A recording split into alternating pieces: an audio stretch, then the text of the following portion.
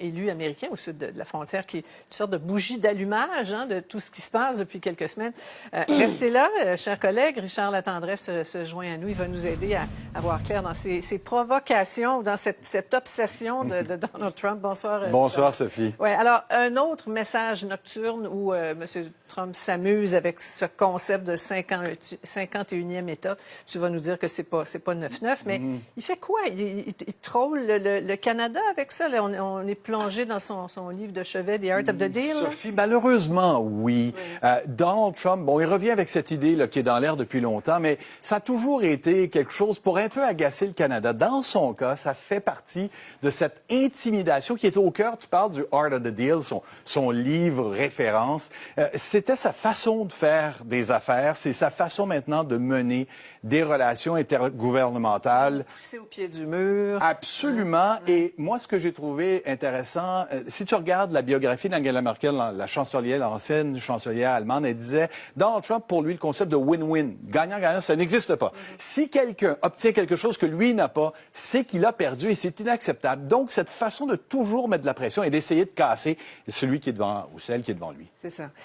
Il faut prendre au sérieux tout ça là, sur le fond. Puis ce qu'il dit d'ailleurs, est-ce qu'il y a beaucoup de Canadiens, effectivement, qui souhaitent devenir le 51e État en passant? Hein? C'est intéressant que tu dises ça parce que je consultais le magazine Newsweek qui reprend un sondage de notre collègue Jean-Marc Léger. Léger qui disait que les 3/4 des Canadiens, mais 83% des Québécois disent non merci à l'idée de devenir un 51e État.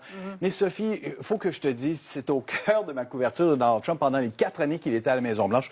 Donald Trump, il dit des affaires, si je peux résumer ça. Il dit des affaires, par rapport à ça, il observe comment on réagit à tout ça. Et dans ce cas-ci, la tempête qu'il provoque au Canada, tu vas voir, Sophie, ça va devenir le modèle de ce qu'il va opérer, ce qu'il va imposer ailleurs dans le monde. Il va dire, regardez ce qui est passé au Canada. Là, il est mort de rire. Là, c'est sûr. Lui, il regarde tout ça, il s'amuse, il se frotte les mains. Mais je te parie on va le voir répéter cet exemple-là ailleurs dans le monde en disant, faites des compromis comme les Canadiens l'ont fait, sinon, vous allez voir ce que ça va donner. The Art of the Deal, selon Trump. Voilà. Et là, il y a l'ex-premier ministre Charest qui s'en mêle. Vous allez voir ce qu'il écrit sur ses réseaux. Les Canadiens qui devraient être profondément choqués par les commentaires du président Trump. Un jour, nous le remercierons de nous avoir donné un tel électrochoc.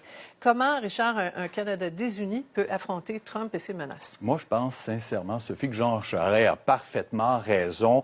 Donald Trump a réussi à mettre le trouble et il fait en sorte que, c'est le classique, diviser pour régner, faire en sorte que les Canadiens chicanent entre eux et soient encore davantage prêts à faire des compromis de leur côté. Moi, ce que j'aime dans ce message, ce tweet de Jean Charest, c'est qu'il insiste sur le fait que pendant trop longtemps, nous avons été, écrit-il, complaisants avec les États-Unis et le reste du monde. Et à un certain moment aussi, il y a le Canada, et c'est Donald Trump qui nous force à nous poser cette question-là aujourd'hui. Le Canada va falloir se serrer les fesses, pardonne-moi l'expression, et dire on va de l'avant avec une politique beaucoup plus dynamique, beaucoup